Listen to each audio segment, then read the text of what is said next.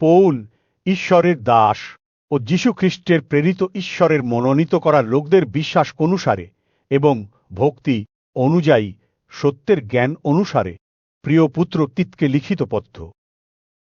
যে জ্ঞান ও সত্য সেই অনন্ত জীবনের আশাযুক্ত জগৎ সৃষ্টি হবার পূর্বকাল থেকেই ঈশ্বর, যিনি মিথ্যা বলেন না, তিনি এই জীবন দেওয়ার প্রতিজ্ঞা করেছিলেন। ঠিক দিনের ঈশ্বর তাঁর নিজের বাক্য প্রকাশ করেছেন আমাদের মুক্তিদাতা ঈশ্বরের আদেশ মতো, যা প্রচারের ভার আমাকে দিয়েছে। খ্রিস্টের উপর বিশ্বাসে যে আমার সঙ্গে এক হয়ে গেছে, আমার সেই সত্যিকারের সন্তান তিতের প্রতি পিতা ঈশ্বর এবং আমাদের মুক্তিদাতা খ্রিস্ট যীশু থেকে অনুগ্রহ ও শান্তি আসুক। আমি তোমাকে এই জন্যই কৃতিতে রেখে এসেছি, যেন যে কাজ অসম্পূর্ণ অবস্থায় রয়ে গেছে তুমি সেটা ঠিক করে দাও, এবং যেমন আমি তোমাকে আদেশ দিয়েছিলাম প্রত্যেক নগরে প্রাচীনদের কাজে নিযুক্ত করো।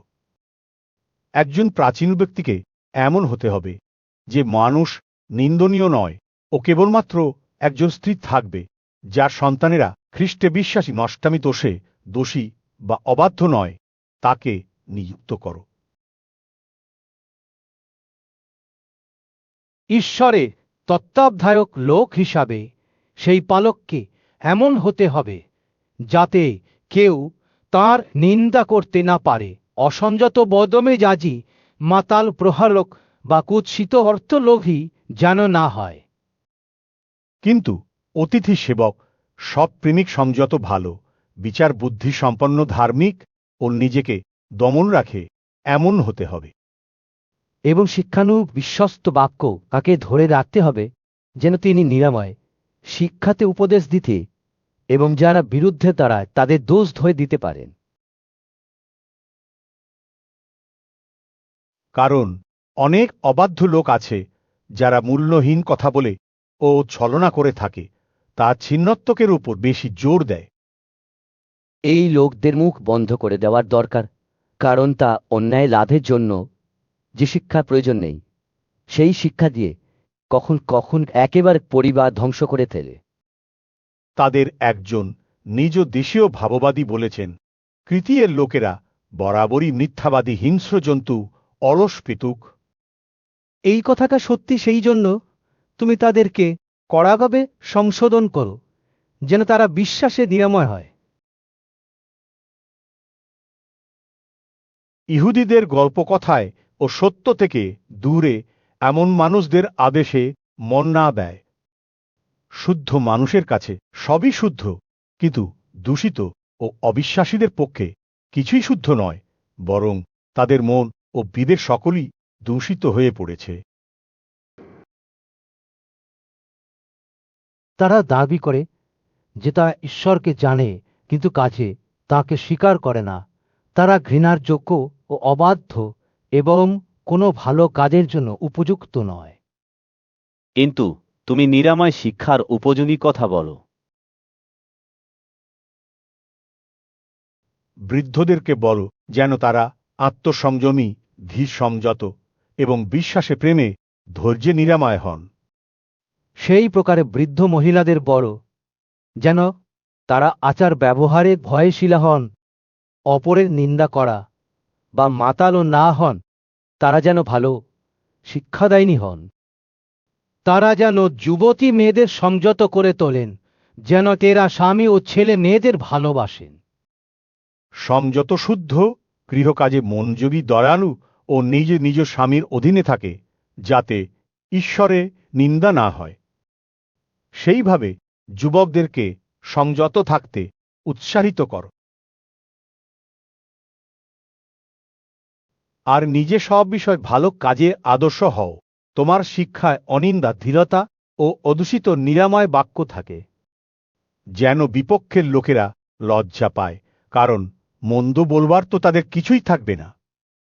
যারা দাস তাদেরকে বলো যেন তারা নিজ নিজ প্রভুদের বাধ্য থাকে ও সব বিষয় সন্তুষ্ট করে এবং অযথা তর্ক না করে, কিছুই আত্মসাৎ বা চুরি না করে, কিন্তু তারা ভালো বিশ্বস্ততা প্রমাণ করে যেন তারা আমাদের মুক্তিদাতা ঈশ্বরের সম্বন্ধে যে শিক্ষা আছে তা সব বিষয় সুন্দর করে তোলে।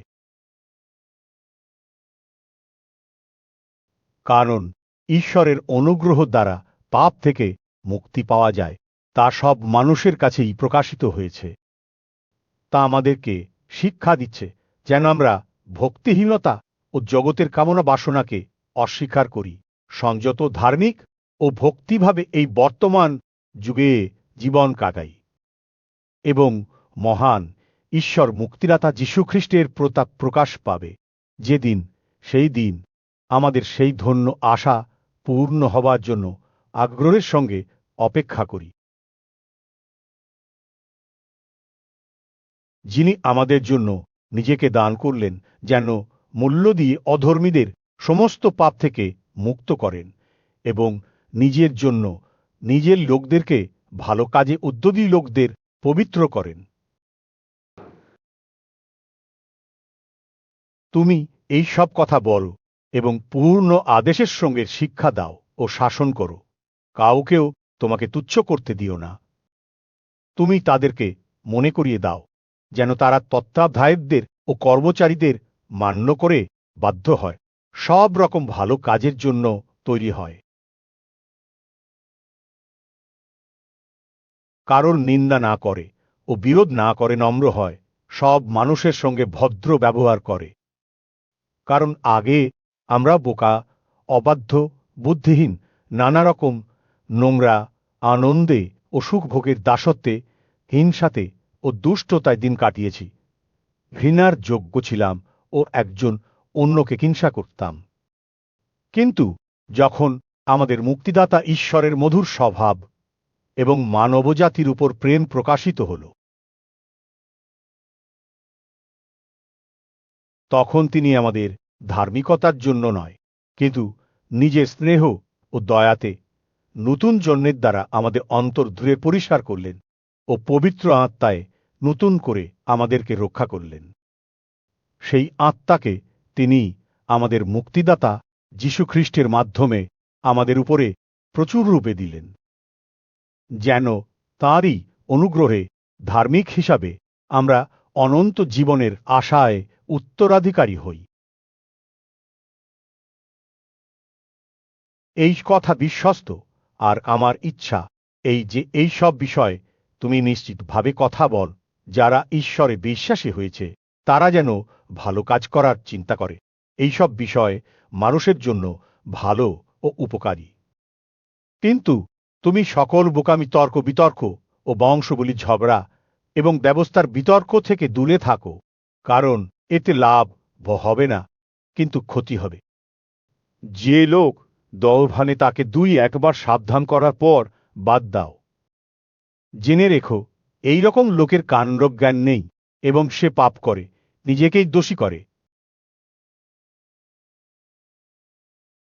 আমি যখন তোমার কাছে আর্তিমাকে কিংবা তুখিককে পাঠাবো, তখন তুমি নিকোপলি শহরে আমার কাছে তাড়াতাড়ি এসো, কারণ সেই জায়গায় আমি শিক্ষার কাটা ঠিক করেছি। ব্যবস্থার গুরু শিলাকে এবং আপল্লকে ভালোভাবে পাঠিয়ে দাও, তাদের যেন কোনো কিছুর অভাব না হয়। আর আমাদের লোকেরাও দরকার মতো উপকার করে ভালো কাজ করতে শিক্ষার জন্য সম্পূর্ণ নিজেকে নিয়োজিত করুক, যাতে ফলহীন হলে না পড়ে। আমার সাথীরা সবাই তোমাকে শুভেচ্ছা জানাচ্ছি। যারা বিশ্বাস সহকারে আমাদেরকে ভালোবাসেন তাদেরকে শুভেচ্ছা জানিয়ে অনুগ্রহ তোমাদের সবার সঙ্গে থাকুক। আমেন।